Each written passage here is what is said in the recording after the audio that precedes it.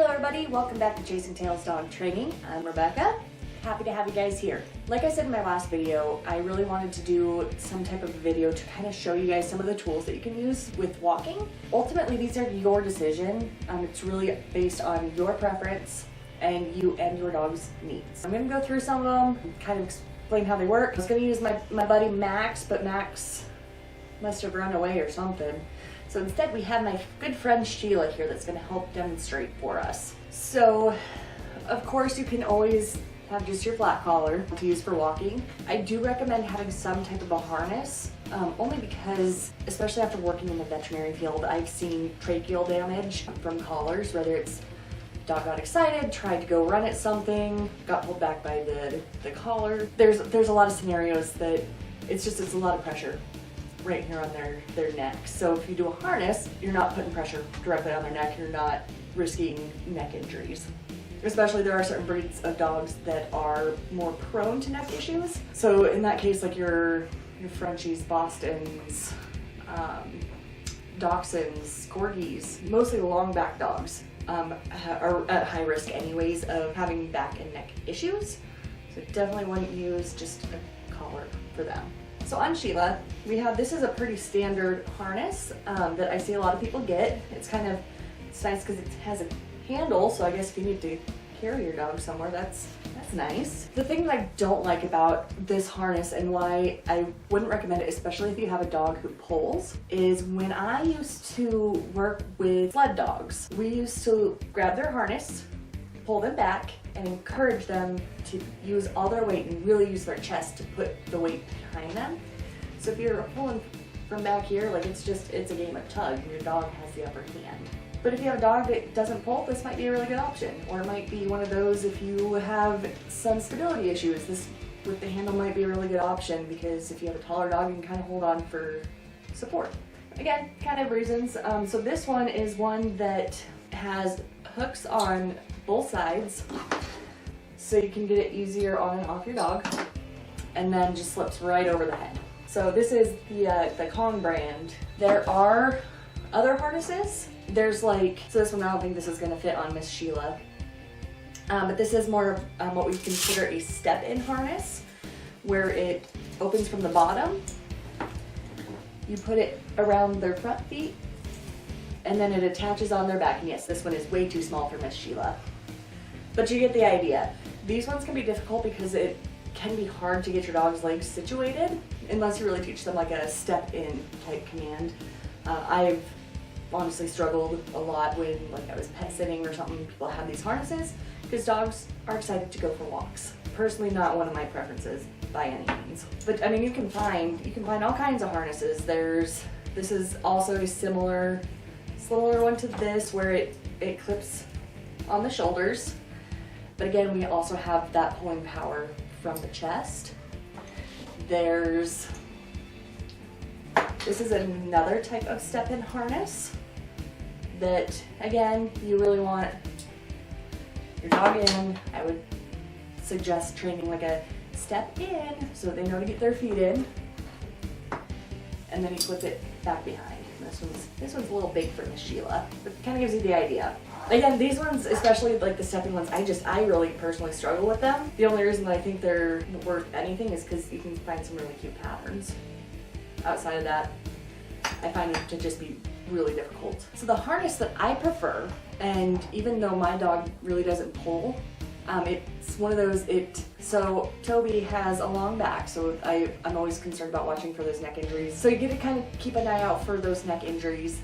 And it's kind of one of those, this becomes my dog's uniform. So he knows that when I put this on, we're gonna go do something fun, but he also has to remember his manners a little bit. And this is called an Easy Walk harness. So this is one, it can look kind of intimidating to begin with because it kind of comes into all these, it looks kind of funky.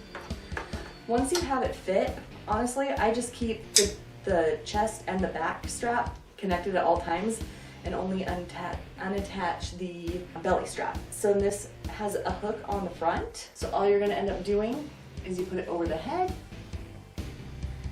and then clips right behind their elbows, just like that. So this, when you're walking, dogs want to get to where they want to get to. if we're attached on the back, they have all the pulling power to try and drag you wherever it is that they want to go. With this, it's actually on their chest. And so the idea is that you want to keep your leash between you and your dog so that when Sheila wants to go and she starts to pull, she gets redirected right back to me. It makes pulling less fun, but it doesn't hurt her. Honestly, most dogs that I put into this harness, it's been like a 180 turnaround.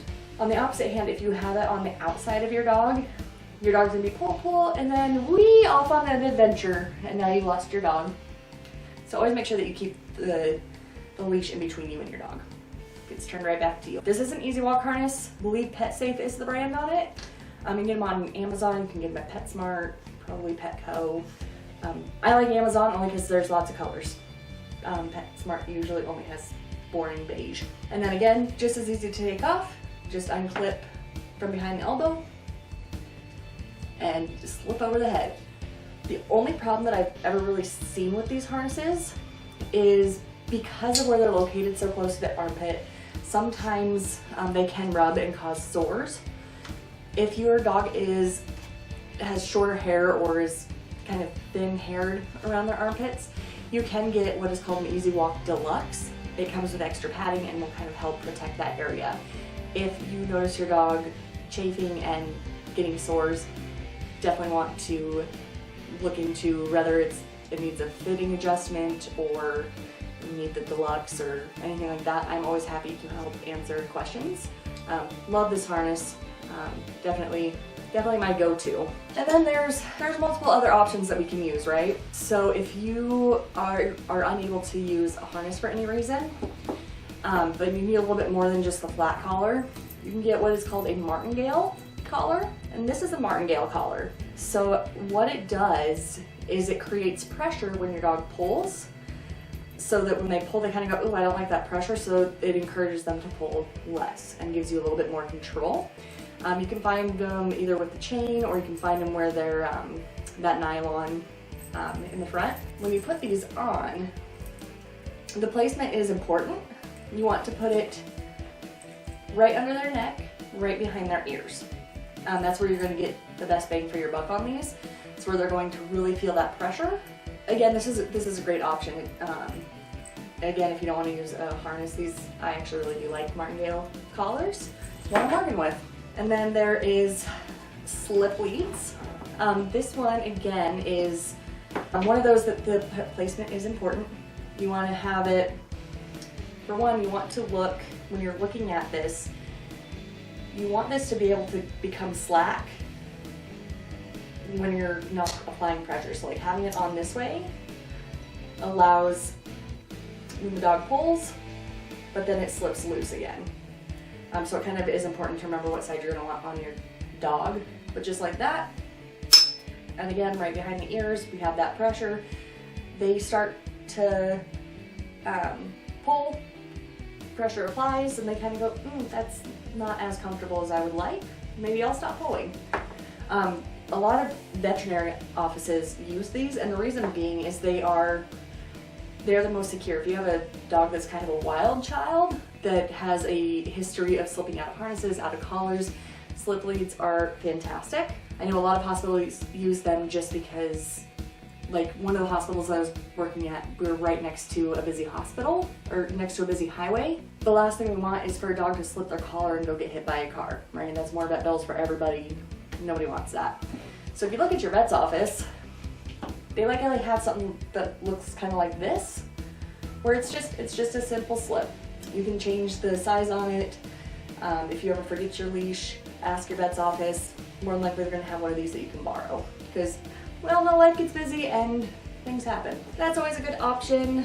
The cool part about these too is they have a little stopper so that your dog's never going to be too wide and slip that way. You can pull it down to where it's tight enough they're not going to get out of it, but loose enough that they have slack unless they're pulling.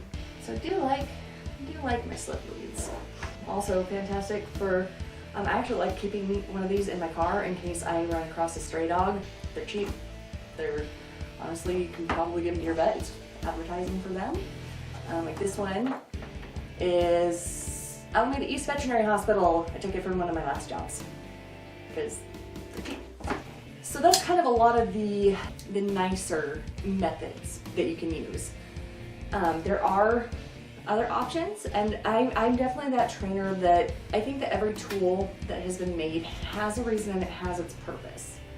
However, we really need to look at the situation if we're going to use something more than a harness or a flat collar or slip lead. When I first learned to train dogs, we were required to have a choke chain. So choke chain it's a chain that chokes your dog. Literally goes around like this, and then when your dog pulls, they get choked. That's not fun for anybody, but you can kind of see how it. And I guess there is some nicety, and the noise gives them a little bit of a, oh, I should be paying more attention. That's really the only thing I really see that's good for choke chains. Personally, they're really not my thing. I can get the exact same amount of work done with a regular collar as I can a choke collar in most situations. A couple of the ones that unfortunately I don't have examples of is there's always the prong collar, which that again is one it's very important with placement, and you have to have it just specifically tight enough because you don't want to hurt the dog. And I don't recommend these unless you really know what you're doing or have very good guidance, because while these can be a really good tool, they can also create a lot of issues if not used correctly. They can cause a lot of fear-based aggression. It's not particularly comfortable. Like I said, it has its place, so I'm not against them. I think I have only put one client dog in a prong collar, and again, that was under very, very strict supervision and really having them understand how to use it properly. With that, a lot of it is correcting with little yanks to kind of create that. They call them pops, so it's just like a, oh, pop, you're doing it wrong, pop. It can be effective, it certainly can. But again, unless you know what you're doing, just don't. Please don't. The other one that is kind of, for me, it's my next step. If a harness isn't going to work, if that easy walk doesn't work, I would look into some type of a head halter, something like a gentle leader, one of those options, and I don't have an example with me. But what it is it's basically a little strap that goes over their nose, and then it's going to tie around behind their head, and so they are being directed with their face, because wherever their nose goes is the direction they're going to go. So if you have a particularly stubborn dog, these can work greatly. Unfortunately, dogs find them to be very uncomfortable, so it is something that you have to be really, really good about introducing it correctly so it doesn't become this big scary thing and then walks over ruined for everybody because they don't want to put their head in. Again, absolutely usable tool, but not my first go-to. There's another one that I actually like even more. I'm really mad that I can't find mine, but it's really cool because it, essentially what it does is it's got the idea of the nose lead, but it's kind of like that, where the dog still gets to use their brain. Like, I'm not directing the dog where to go, but pressure is on the nose when they do too much. So if they pull, a little bit of pressure, and they kind of go, not as comfortable as I would like. And again, it can absolutely stop pulling, but you have to introduce it correctly in order for your dog to not hate walks. And then, e-collars, shock collars. Very, very, very controversial tool. I have had clients that have used shock collars as a way to punish. And the thing is if you're going to use one of these, it should never be for punishment.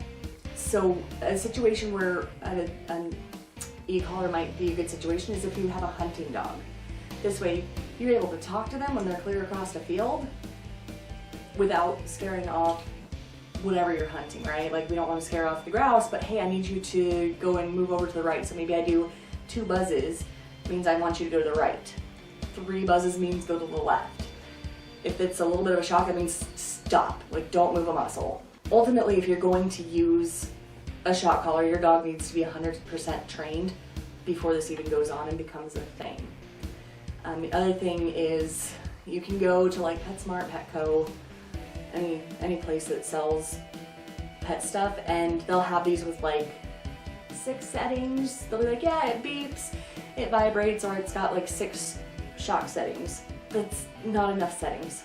Dogs are very, very, very sensitive, so I would recommend one that has at least 200 settings. And even then, like my brother-in-law has a hunting dog and he uses an e-collar to talk to him out in the field. And I think the highest I've ever seen him put that e-collar on his dog, it has 250 settings, and I think he's put it up to 7 once. Dogs are very sensitive. The worst thing that you can do is put one on them and scare the crap out of them by shocking them for, in their mind, is no reason whatsoever. All of a sudden this thing just came and bit me out of nowhere. So again, can be a useful tool, but really needs to come with a lot of caution, and you need to have your dog completely trained before considering putting one of these on. I'm sure that there are other tools out there that I'm not as familiar with. These are kind of the ones that I'm familiar with and know how to use. Again, I would start, Easy Walk is usually my first go-to. Most dogs that I put this in, it's a night and day difference as soon as this goes on. And if it's not working, then I'm gonna look into some type of a head halter, typically. If that's not gonna work, then I'm gonna look at more of a slip lead type situation. And then beyond that, it really has to be careful consideration as far as what tool I'm going to use, why I'm using it. Because if these ones aren't working, there's something else going on that we need to get down to why these aren't working. And there's usually some type of underlying issue. So I hope this kind of helps get some of the questions out when you walk into PetSmart and you see 85 million harnesses and walking tools, to make it a little bit less overwhelming for you. Absolutely, if you have any questions, don't hesitate to reach out to me. Drop in a comment, shoot me a message, kind of whatever it is. If you guys have any more questions, always happy to answer questions. Thank you for joining me again, and you guys have a wonderful rest of the week. Take care.